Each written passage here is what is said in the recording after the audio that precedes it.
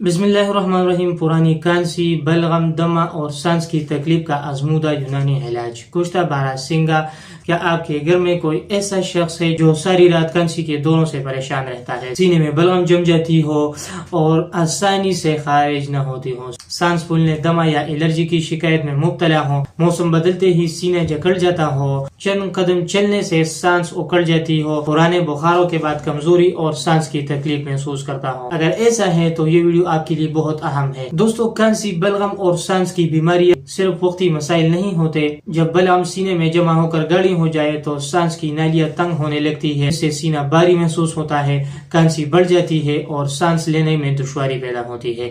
Allergy, گرد اور غبار، ٹھنڈی اشیاء، موسمی تبدیلیاں اور کمزور پھیپھڑے اس مسائل کو مزید بڑھا دیتے ہیں۔ بعض مریض سال ہر سال دمہ، بلغم اور سانس کی تکلیف سے پریشان رہتے ہیں، لیکن الخدیجہ یونانی دواخانہ کا مؤثر علاج۔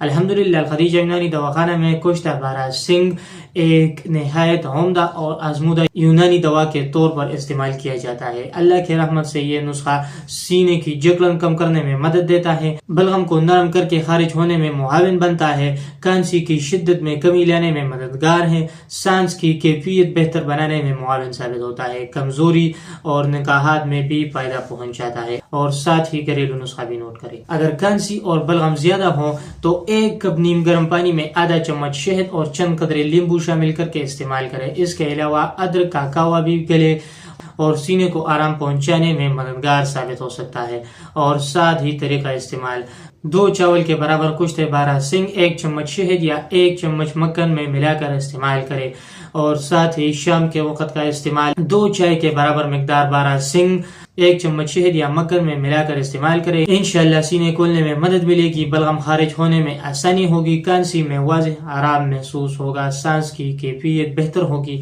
مزید معلومات اور رہنمائی کے لیے الخدیجہ یونانی دواخانہ سے رابطہ کریں 0315 1328 555 نمبر پر۔